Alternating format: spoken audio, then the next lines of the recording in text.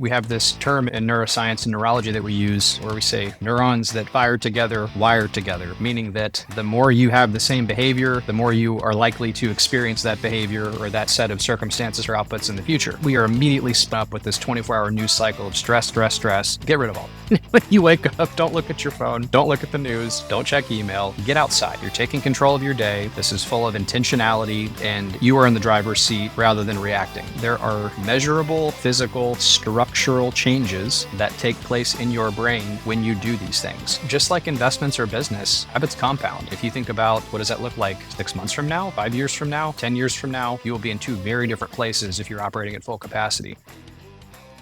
We entrepreneurs are crazy in certain ways, especially in the minds of others who don't live the lifestyle that we do. And I find that cognitive performance, it's the key to everything. If you don't have things wired together correctly in your brain, then it's going to be tough sledding. So introduce us to the topic and how we can enhance our cognitive performance, because I'm sure we all have space, myself included, to improve our cognitive performance. And that's what we're going to do today. There's so many directions to go here. I think the idea is that we can all make plans, we can all have visions, we can all have goals in life, but if you do not have your brain dialed in, you can't really do a whole lot, right? Your brain is the supercomputer and the central processor through which we perceive this thing called life. And if that is not functioning at 100% or near 100%, then your performance suffers as a result. It's not just about showing up and getting to work on time or feeling like you're capable enough. For a business owner, an entrepreneur, if you think about your top line, bottom line, revenue, any metric you want to tag to this, there is a linear relationship between how you're performing and the income you're generating, which obviously has a massive impact on your level of success, growth, ability to scale, or really do anything that you want in life. So this is really something I think that everybody needs to pay attention to. I believe we talked about the core four on the first episode: proper nutrition and sleep and movement and stress management, all that stuff. There is no question that all plays a major role in cognitive performance. That's our foundation. So to your point, if you encourage your listeners to go back to our first episode, there's a lot to go over there, at least understand. But assuming that you have those things correct, I think it's important to understand some basic relationships between different brain structures and why this matters. We can talk about these abstract topics like cognitive performance and what have you, but I think if people understand some of the mechanisms behind why their brain operates this way, then they can sort of draw an association, create this visual to be able to understand where you can plug in different variables and improve things. So I think it's worth spending a minute on that. And just two basic areas of your brain that I want everybody to be aware of is something called your prefrontal cortex. So that's the spot right here behind your forehead. Okay. Your front third of your brain is called your frontal lobe, and the frontmost part of that is your prefrontal cortex. So in front of the frontal lobe, prefrontal, that's where that comes from. That's the CEO of your brain is probably the best way to put this. It's responsible for executive performance, our working memory, our ability to stay objective in the face of stress, not operate based on reactivity or emotion, which emotions are very important. But when we're making our highest order business decisions for growth or strategy or hiring or investing, you want to be operating from a place of high agency. And that the prefrontal cortex is the place where that happens. Now, the second brain region I want people to be aware of is something called the amygdala. And the amygdala is an old structure kind of deep in the brain, back behind the ear here in the temporal lobe. It's a little bit deeper than that. You've got two, one on each side. And that's your fear center. And the amygdala exists as part of your what's called your sympathetic nervous system. So that's your fight or flight response, your fear response. And this is an ancient part of the brain. I mean, all animals have a limbic system, which is an emotional processing center, emotional brain of some sort. And the reason we all have this is it's designed to get us out of danger. So you imagine, back when we were hunter-gatherers and in tribes, if a lion charged into camp and was eating people, that amygdala would fire and it would release a stress hormone called cortisol, and that would be designed to get you out of danger quickly. So that's why that exists. It's for our own survival, and it's a very important system to have, or else you and I and everybody else listening to this wouldn't be here. Because our ancestors Right. wouldn't have made it. They would have gotten eaten, or they would have been like, oh, there's a lion, oh, dead. Right? So important. However, in today's world, in the world of entrepreneurship and offices, cubicles, Zoom meetings, etc., most of us are thankfully not under life-threatening circumstances every day. Our social evolution has grown past that, thankfully. And we have much more abundance and health and so on and so forth, much longer life expectancies. But your brain doesn't know the difference, right? Your brain evolved in this environment where A threat is just decoded and processed as something stressful, and it still activates those systems. So the stimulus can now, instead of, the lion, be, I don't know, a stressful email or a difficult conversation with somebody at work, maybe a cash flow problem, go down the line, right? So we all experience this feeling where you feel your muscles tense and your breathing gets shallow and rapid, and you may not feel this, but your pupils dilate, and your heart rate elevates, your blood pressure goes up, and you start sweating. You get stressed, right? We've all had that happen. At least if anybody thinks about it, they've had that happen. The problem with this system is that when it gets overactivated, it puts you in a state of reactivity, and it reinforces the same neural patterns. So not only is it miserable to deal with in the moment, but it becomes more likely that you're going to be put in this reactive fight or flight situation in the future. So we have this term in neuroscience and neurology that we use where we say neurons that fire together, wire together, meaning that the more you have the same behavior, the more you are likely to experience that behavior or that set of circumstances or outputs in the future.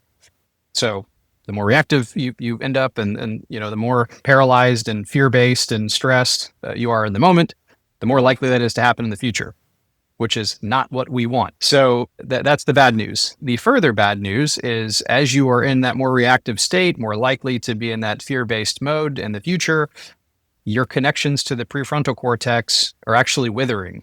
And the gray matter, which is where your cells live, your neurons live in that prefrontal cortex, actually shrink too. So the connections between brain cells shrink, the thickness of the brain cells actually shrink, and that means your ability to access those higher functions is steadily diminishing and declining with increased burden of stress over time. And this is not what we want, because again, this directly translates to lost revenue, decreased business, productivity, profit, ability to think objectively, to have a vision, all the things that we want to pursue and preserve as entrepreneurs. So again, not good. That's the bad news. Okay. What's the good news? Because there's a happy ending to the story. The good news is that with different inputs, we can influence these connections. And rather than let that amygdala connection win, and we're always trying to fight the lion, so to speak, that's not there, we can regain that sense of high agency by doing certain behaviors and making those habits. So there's hope, and there are some evidence-based, well-validated things we can do. And there's a whole list of those I'm happy to go through. Yeah, we'll get to those in a second. So I have a question, and relating this to the entrepreneur brain, if you will. It sounds like, and correct me if I'm wrong, but scarcity mindset, and we've talked about that on the show many times, where, cash flow is tight, new business is scarce, everybody's puckering, if you will. As when I say everybody, maybe just you as the solopreneur, things aren't going the way they should be, and you start scraping. Is in that moment, or if that's an extended period of time, now you're weakening the connection between the prefrontal cortex and the amygdala, to where, like, I mean, nothing against anybody, but I've met a lot of people who are way older than me that are in scarcity mode. And I think the majority of people might be sometimes, at least sometimes, maybe always, I don't know. But it's directly, like you said, it's cut off the flow, the growth, or the enhancement is cut off from the prefrontal cortex. The connections aren't there. Is that kind of the same? Is that the same concept where that's how you kind of get trapped in scarcity mind? You nailed it, Brien. That's exactly what that is. So that scarcity mindset that becomes a product of having a stressor, i.e., again, a cash flow problem, or things getting tight, or the market shifting, or pouring money into advertising, it's not converting. Well, all those things that raise that feeling. I mean, everybody feels it somewhere different. Maybe it's a rising feeling in the stomach, or a neck or a jaw tightening. Maybe not sleeping well, restless nights, whatever it is. we manifest differently for everybody. But yes, that's exactly what I'm talking about. That's that system being activated chronically. It's mediated by a hormone called cortisol, which is our stress hormone. I mean, I could walk you through that pathway. I don't know if your audience is going to want to hear more neuroanatomy or pathways, more than just give me the answers. And I get it, I'm stressed, and what do I do about it? Right. Well, yeah. So let's talk about the solutions, the way to enhance these connections. Because if you are a young entrepreneur, if you are early in the game, you're going to have these times of scarcity, especially if you're starting from scratch. If you're not doing a Series A round, or you don't have a lot of startup money, there's going to be times of scarcity, and starting out, everything is scarce because there is no abundance at the time. How can someone, a new entrepreneur in that position, can you trick yourself into abundance mindset? Can you almost like fake it till you make it, so that knowing that there's going to be moments of scarcity, but you don't let yourself slide into the position of losing those neural connections between the prefrontal cortex? Yeah, it's a great way to put it. I guess I'm less a fan of, like the word like biohacking or brain hacking. People use these terms, or like tricking ourselves into thinking a certain way. There probably are some techniques that work that way, but I am much more a fan of building a solid foundation, putting the right habits in place, and then using cognitive momentum to stack the right habits to put them in place. That way, you become more resilient. Your foundation is strong when the markets and the pattern, when the external world shifts, you're still solid. You have a plan, and you have the resilience to actually continue to push forward regardless of what the weather is. So that's the way that I approach that. And so how can we do that? Well, again, back to core four. Again, that's a good start, because all of those things independently increase the thickness of the prefrontal cortex. But another paradigm I use is sort of walking people through what does their day look like. And so we all wake up at whatever time, and using the first hour of our day to our maximum advantage, I think, is the best way to start this. You're taking control of your day. This is full of intentionality, and you are in the driver's seat rather than reacting. Because how do most people wake up? I think. I mean, maybe this more applies to employees than business owners, but certainly this probably sounds familiar to a lot of people in your audience. Wake up to an alarm. Maybe you hit snooze a few times because you've overslept, or you went to bed too late, or you ate or drank too late, and so your sleep is terrible. So that already creates a stressed moment or mindset. You reach for your phone, you check your emails, you go, oh, shoot, this came in overnight, or these things are happening, or I've got to go do this for my work day. What's my portfolio look like? Oh my God, stocks are down. What's going on in politics? What's their rockets being fired in the Middle East? I mean, just on and on and on and on, right? We are immediately spun up with this 24-hour news cycle of stress, stress, stress. And we start our day like that, or at least a lot of people do. And that is no way to maintain agency or to maintain control over these areas. And you are going straight to the amygdala reaction cortisol mode. And again, building connections in the wrong direction, not the right direction. So number one, get rid of all that. When you wake up, just don't look at your phone. Don't look at the news. Don't check email, but get outside, get out in nature. And I'll come back to people that wake up in the dark, but I wake up before the sun comes up most days. So I've got a different problem to solve. But if you are awake and there's light outside, all you need to do is about 10 to 15 minutes of this, but just go look in the general direction of the sun. Don't stare right at it, because that can actually damage your eyes if you do this. And when it's low angle in the sky, so the oranges, reds, that kind of thing, believe it or not, this light activates an area in your brain called your hypothalamus. Your hypothalamus is your master regulator. So it's your circadian. It regulates your circadian rhythm. It regulates a ton of other endocrine systems. Actually helps mediate that cortisol response too, which is helpful in the right dose. But what it does, Brien, is that it tells your body and your brain that it's time to wake up, it's time to be active, it's time to stay alert throughout your day. And at nighttime, equally importantly, it will help you achieve better sleep, because in the absence of light, your pineal gland, which the hypothalamus is also connected to, will release melatonin that helps you fall asleep. I think we covered some of that from a sleep perspective on the first episode, but from a performance perspective, this helps you stay alert and actually helps improve the connections to the prefrontal cortex and helps keep you dialed in throughout the day. Number one. Number two, that same light projects to a different region of the brain that helps regulate mood. And that helps with those connections. So light, it turns out, is very good for us and at right times of the day. Now, want to avoid it right before bedtime, because similarly, that can trick our brain into thinking that we're meant to be awake when in fact it is time to go to sleep. So staring at screens, iPads, phones, TVs, etc., for sure, at least an hour before bed is not something I would recommend, because that destroys sleep. And then you're not getting enough sleep, then your cortisol spikes and so on and so forth, and it starts all over again. But if you're somebody that wakes up and it's not sunny outside, there are devices you can buy like on Amazon or wherever for $20 or $40. And what people want to look for is 10,000 lux, Lux. And these are LED lights that emit full spectrum white light, which mimics the sun. So I actually do this. I just set a little, I think I paid $30 for mine on Amazon. I just set mine next to my computer as I'm going through emails and starting my day, not the stressful emails, but planning.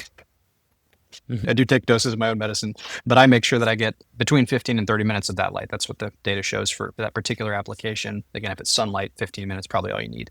So again, don't reach for the phone. Don't react. Just get outside, get a little light in your eyes, move a little bit, stretch. That's a great way to take control of your day, number one. We can pause there. I can keep going with morning routine. Yeah, no, I think that's such an important thing because I think it's really easy. Everybody's in a different point in their life, whether you've got 4 kids, no kids, spouse, no spouse, business, no business. Like there's a million different ways to start one's day, but I think the easiest thing that we can all do is not pick up that phone.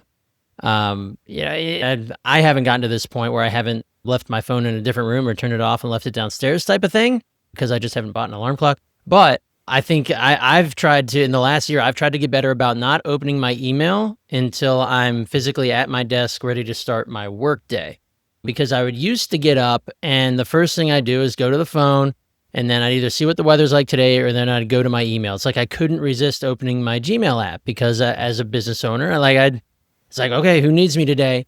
And it's like my eyes, I haven't even like wiped the sleep out of my eyes. Now I'm trying to like bust through and read my email. And that was like the worst thing I could do. So that's what I pull from that is don't check your email. And I love the concept of going outside and getting some sun. Like you've explained the science way better than I ever would, but telling your body it is awake, like that is a thing that needs to happen. Like, and if you're not getting any of that light, within that first hour, might be starting yourself off poorly. So, no, I think so. That's a great way to start and give yourself start off on the right foot. Let's keep going down the path there. How can we keep enhancing our cognitive performance? Absolutely. So light's important. Not activating those stressors is important. And to keep that momentum going, movement is important.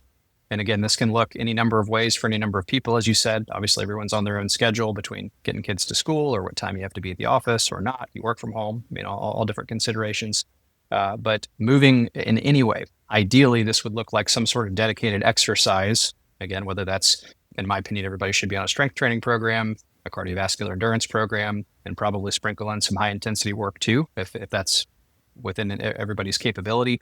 But all three of those independently, in addition to activating strength, which correlates with performance and longevity, cardiovascular endurance, which does the same, et cetera, this also activates connections to the prefrontal cortex. So we know this. Exercise boosts this area of the brain. So it's not just that you are enhancing your performance in the short term or that you feel good after a workout because you get kind of the runner's high or get the pump, that Arnold Schwarzenegger used to talk about. There's a feel good associated with it for good reasons. But again, I really want to harp on this, but there are measurable physical structural changes that take place in your brain when you do these things. So this is not some transient feeling or some woo pseudoscience subjective feeling or whatever. They're like that. Literally, your brain changes. It rewires itself based on the inputs and based on what you do or don't do. And the more you do this, the more you are rewiring yourself for success, the higher the probability that you continue to remain in that state from here forward. Simple as that. Light movement exercise, that's the perfect way to start your day.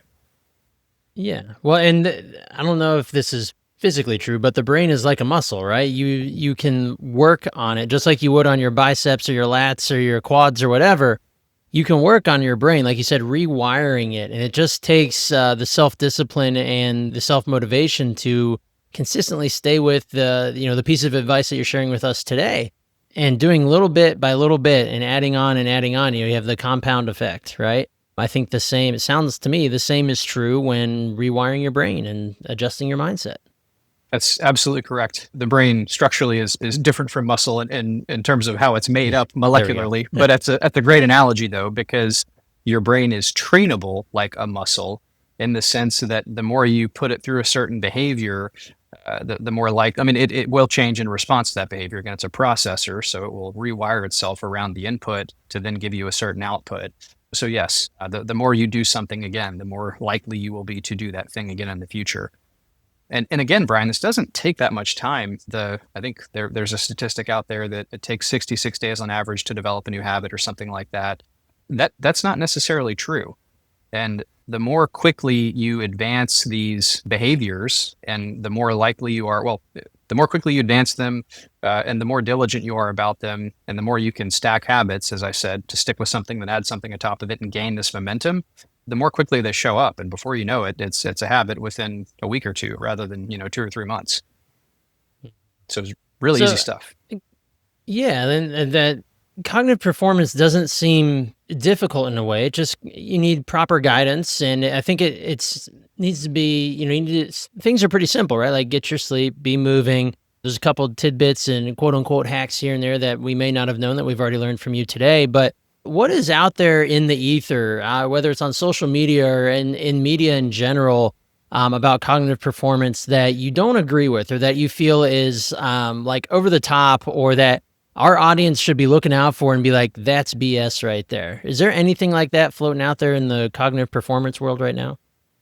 Probably plenty. So I do think that most people, especially people that are on what we call the standard American diet, which is also the acronym spells SAD for SAD, which I think is appropriate. Oh boy. It's very carbohydrate rich. It's very poor in micronutrients. There's typically not enough fiber, which is very important.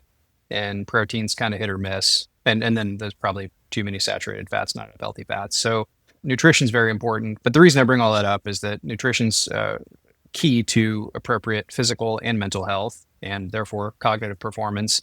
But also the micronutrient supplementation is important as well. And one thing that I found is that there are some out there who tend to make some outlandish claims about needing to take a certain supplement over another one, and maybe don't have a firm grasp of the science, and then tend to be selling said product. That, hey, take my brain boosting supplement or my nootropic, that's the name that gets tagged to a lot of this stuff, which again, I think with some very basic lifestyle adjustments, without spending $1 bajillion on supplements that have questionable data, I would caution people to, number one, vet who they are listening to. So look up the credentials of the person on social media that's telling you this thing or that. I see many examples all the time of people with very large followings that do not have a scientific background, and they don't understand the context or the science behind, or lack thereof, rather, of what they're claiming to know. And that's one reason I got into this, Brien, is that, I've spent my whole life in school training, and I still have to read every day to even try to keep up with this stuff. And even for me, it's difficult. So for what that's worth. And there are a lot of people out there who, again, tend to be pushing a product and don't have the credentials. So I think that's just a good, easy decision filter for people. Who's this person? What are they telling me? What's their background? And are they trying to sell me something? That usually gets people pretty close, I think. You mentioned supplementing. Is there, that is a crazy $1 bajillion industry all on its own. There's snake oil salesmen in there just as there are in any other industry. Are there supplements out there that a high performing individual or someone who is working on becoming a high performing cognitive performing individual, are there supplements out there? Are there a few of them that you recommend or that you take that help you perform at a higher level, in addition to your proper diet, your proper exercise, your proper sleep schedules, things like that? Yeah, they're a handful. And to be clear, just because I take something doesn't mean that somebody should be taking it as well. Supplements many of them can be tested for, and everyone has their own considerations and risk benefit analysis to do. Number one. Number two, supplements by definition are not FDA regulated. So if anybody is going to pursue a supplement regimen, really need to be careful on, again, vetting the facility, vetting the brand. How is this manufactured? Is it third-party tested for purity, for the contaminants with things like microplastics, heavy metals, other materials that end up in there? So just as a general decision filter, if you see the label GMP for good manufacturing practice, or supplement manufactured in a GMP certified facility, that's usually a good thing to see. A USP label for United States Pharmacopoeia, that's usually one that's helpful. And then in addition to all the above, I always like to see an independent third party test or form that's verified purity or absence of contaminants, for what that's worth. So again, people need to really do their due diligence when they're putting something in their body. Having said that, if you've gone through that whole decision filter, one that seems to have gained momentum recently in terms of quality data is creatine monohydrate. Creatine is one of the most widely studied supplements on the planet. It's been rigorously analyzed through large trials, randomized controlled trials, meta-analyses, so on and so forth, largely in the domain of athletic performance. I mean, I took creatine growing up as a kid, not knowing any of the science. I just wanted to get big and stronger and whatever. So that was kind of the typical bro stack when I was younger, and it did seem to help at the time for what that's worth. And now I know it probably did, but there is emerging data on health for other organs, which is quite fascinating. So when we look at how creatine works, it essentially increases the production of ATP in our mitochondria. ATP is the main energy currency in the cells of our body. The mitochondria, everybody may recall from high school biology, is the powerhouse of the cell. That's where that happens.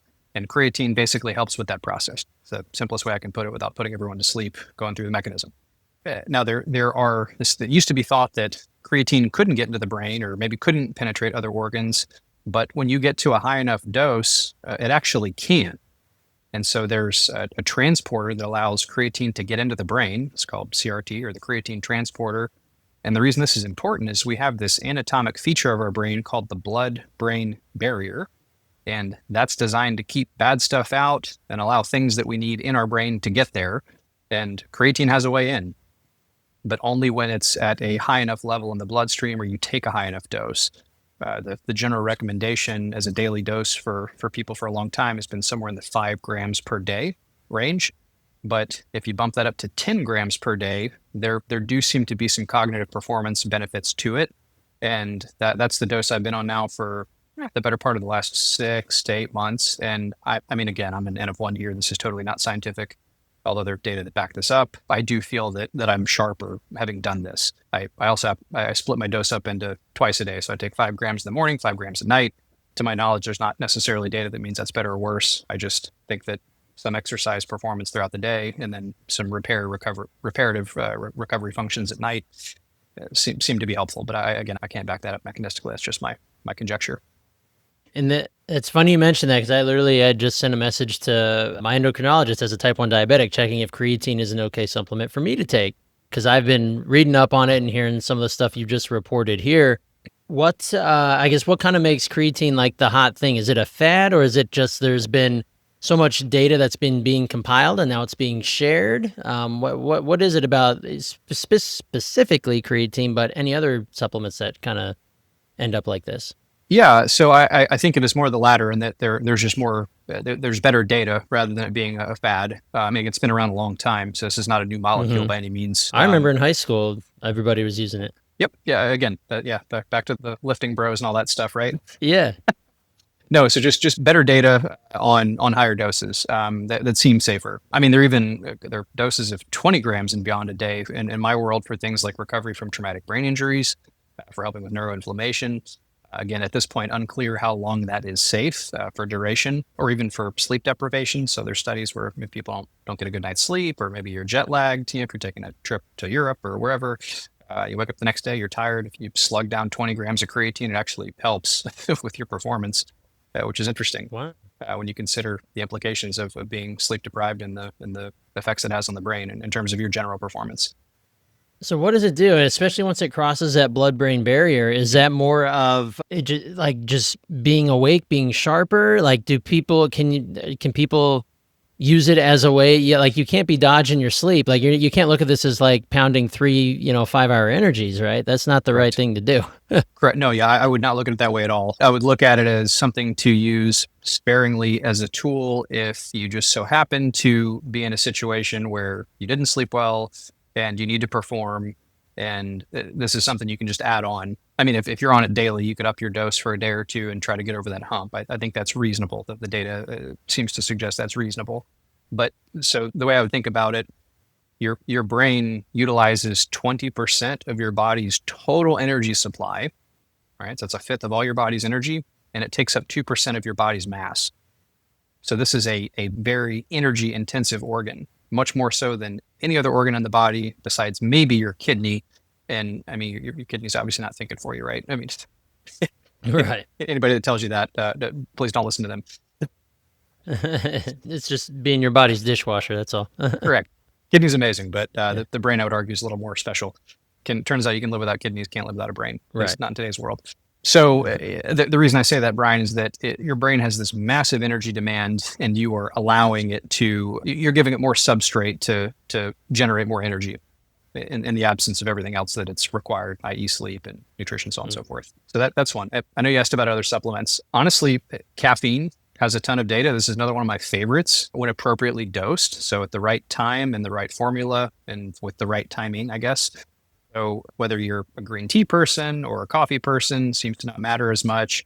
Everybody's got different sensitivities to caffeine. But in general, you want to wait about 30 to 45 minutes after waking up to get your first cup of coffee or whatever your favorite caffeinated beverage is. For what it's worth, I'd also recommend avoiding energy drinks because those tend to have a lot of sugar, or even if it is sugar-free, Red Bull, not to pick on Red Bull, but Monster, I mean, whichever, just got a lot of other synthetic stuff in it that I would recommend putting in your body. Not to mention potentially cans that could be lined with microplastics, things like this. So just be a good idea to stay away from them, is my general opinion there. But so freshly ground black coffee, drip coffee in particular seems to be the healthiest. But caffeine has this interesting impact on our brain. It's called an adenosine receptor antagonist. And in English, that means that it blocks a receptor of a neurotransmitter, so a molecule that slowly accumulates throughout the day. And when we cross a certain threshold later in the day or in the evening, that adenosine allows us to feel sleepy. That's part of what makes us feel sleepy. So that phenomenon is called the sleep wave or sleep pressure. And that combined with our circadian rhythms, remember, light early in the day helps. And then as we get to the end of the day and things are getting dark, and then our pineal gland releases melatonin that helps us fall asleep, the sleep pressure with the rise of adenosine is the other end of that. So those two processes together help induce sleep. Caffeine binds the adenosine receptors. So the adenosine's still doing its thing. It's rising. It's just not able to bind the receptors and have that effect. So you're kind of delaying the onset of sleepiness. That's part of how it keeps you sharp, keeps you more focused, and is more activating. Now, again, between 1 to 5 cups broadly, probably 2 to 3 cups for most people is ideal. Again, I say you want to wait 30 to 45 minutes after awakening, because part of your body turning on, and back to this performance concept, when you wake up, we do get a nice little spike of cortisol, which is that stress hormone. But in improper doses, this is actually quite necessary to help elevate our blood pressure, to help get our heart rate up, to help circulate blood through our body, to help turn things on. So that's natural. And if we dose caffeine too early, that can kind of overshoot that spike and then lead to a crash kind of early, mid-morning, early afternoon. And I think a lot of people are familiar with that. If they're just doing 2, 3, 4 cups of coffee right when they wake up, and then they're wired, jittery, and they're over caffeinated, which can also impair performance if you go too far the other direction, because then you're in the stress state. Prefrontal cortex isn't connected. Amygdala's firing. Too much shaky, tremory. Can't focus. So you got to kind of hit the sweet spot there.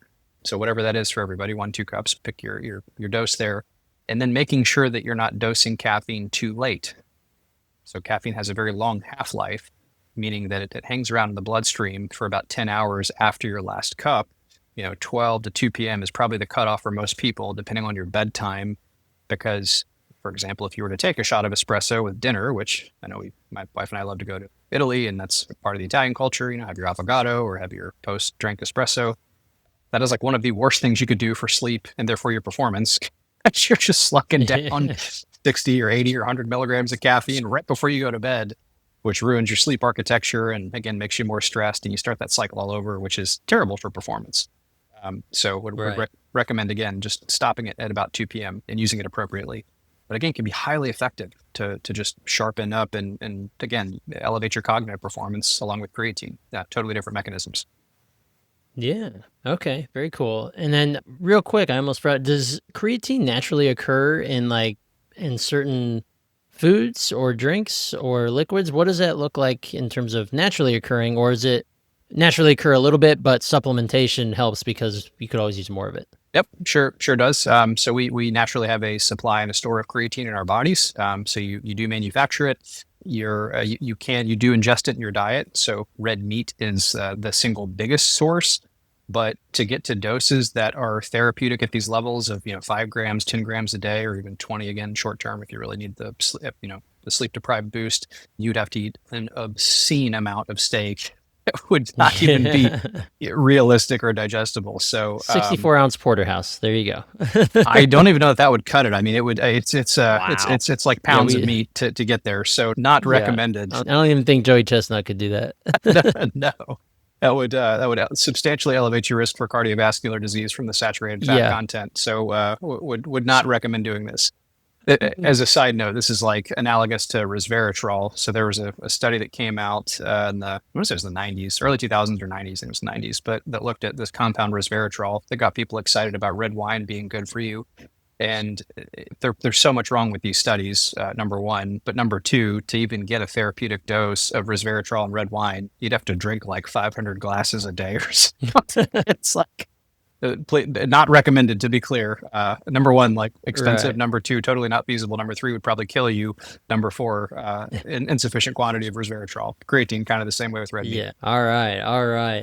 Well, I have one last question before we round it out here. We've gotten so much awesome, valuable information from you here today, Ryan. What's the one thing that people aren't asking you about cognitive performance? Is there some area that you see that is coming or that needs more attention paid to it that they're not asking you about yet? That's a really good question. I have found that most people aren't aware of how low their performance actually is. And that's been a big challenge for me to try to communicate this to people, because our brain has this amazing ability to protect us at all costs and to do what's the most low energy, safest, and best use of what our brain thinks its resources are. And as a result, we just kind of tend to adjust to whatever's in front of us. And that becomes our new normal and our new baseline. And so if you've just been scraping by for months or, God forbid, years or however long it's been, that kind of becomes your new normal. And without really somebody just, ripping the Band-Aid off or just, showing you, hey, like this is how it is or this is how it could be, it's hard for people to understand that. So I would encourage all your listeners to really take a step back and analyze, how am I feeling when I wake up every day? What do I feel like my stress levels are? Or maybe think back to before, wherever you are in your entrepreneurial journey or business journey. What was it like the last time I got to wake up and think about me all day, every day, or think about decisions I wanted to do? I mean, a quick, easy example of this, I did an 8-week backpack trip to Europe between my first and second year of medical school. And Brien, that's the only time in my entire life that I ever woke up every single day and asked myself, what do you want to do today? No obligation, no anything. Like, I can live life on your terms within limited means, because I had no money. I mean, enough to get around in a backpack and in a hostel, but within reason. I got to make a decision from that place. And it's funny that I think about that, because that was a time, again, before I had amassed any kind of success, or, I wasn't a doctor yet, or blah, blah, blah. But that's one of the happiest times of my entire life, because of that freedom and that place of intentionality and purpose and just fun. So I would encourage your audience to ask themselves, when was the last time I really felt like this? And compare that to where you are now. And if those don't match up, then there's a gap to close, and chances are there's a gap. And just know that it's a very easy, fixable process. It just takes a little bit of planning on the front end. And then, once you stack one little habit and you get 10% better, you go, oh my gosh, I feel so much better. Now I can add this thing. Oh my gosh, I feel even better. And just like investments or business, habits compound. And they compound in one direction or they compound in the other. And if you think about, what does that look like 6 months from now, 5 years from now, 10 years from now, you will be in two very different places if you're operating at full capacity. Absolutely. Ryan, you have definitely brought the noise here yet again. Thank you so much for sharing all your knowledge with us. A lot of valuable nuggets that we can take to the bank and improve our cognitive performance as entrepreneurs. So I know you've got some cool things coming up that you're offering. I want to make sure we run through those, and then give us the best places for anybody out there listening today. If they want to learn more from you, get in contact, check out what you got going on. Let's run through that and make sure everybody knows all the goodies you got coming up and how to get in contact with you. Yeah, well, you're right, Brian. We do this for, 40, 45 minutes, and we really could sit here for 4 hours and keep going. We So could. Oh, I yeah. feel like I'm shortchanging people by only talking about a few things. But hopefully there were some good takeaways. So again, if your audience wants to learn more about how to further elevate their performance, we do have a couple fun things coming up. So I'm doing a live social media challenge next week, actually. So it's Monday through Friday. It'll be from 12 to 12:30 Eastern, which actually, as I say this, I don't know when this is going to be posted. So this is whatever, the week of July 21st. So if it's not going to be out yet, I guess we can cut that. We might. If It might not, be. we'll make sure. Then we'll make sure they know how to contact you for your future ones. Fair enough. All right. Well, if that's not on there, this doesn't come out, then if you can make it, great. If not, in middle of August. So again, if we're middle of July, I'm doing a Rewire virtual summit. So interviewed a whole bunch of amazing thought leaders in the physician community and some business owners about how they approach life. What are their recommendations? Things like gut brain health, stress management, lifestyle design. That's going to be awesome. That is a completely free resource. You just have to register. So there'll be a link at transcendhealthgroup.com to register. So that's a quick, easy one for everybody in the next month. And then I did just record a free course we're going to put on YouTube called the Brain Health Mastery Course. And it's a 7-day free program. These lessons are literally, I don't know, they're 8 to 12 minutes, I think, each day. So they're very quick. It's not some arduous thing. And again, totally free. So we'll have a link to that on transcendhealthgroup.com as well. But it's just taking people through intentional steps on how to do all of this.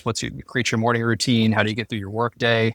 How do you manage stress in the office? How do you time block your days? Very easy, practical, actionable strategies that, again, through evidence-based studies, literally rewire your brain to elevate your performance. So, I mean, this is just a snapshot of that, and there's a whole bunch more. You got worksheets, all kinds of fun stuff, and then a 30-day action plan afterwards. So those are great places to go. And then even still, we do group and one-on-one coaching. My book, The Incredible Brain, coming out in September.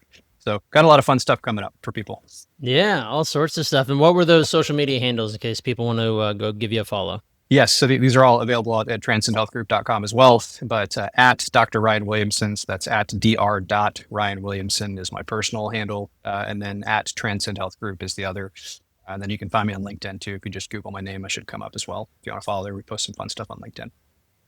All right. Well, there we have it. Well, again, Dr. Ryan, thank you so much for joining us today. This has been a blast, and can't wait to next time we have you on the show. You're a friend of the show now, so we'll have you back in the future. I look forward to it, Brian. Thank you so much for having me.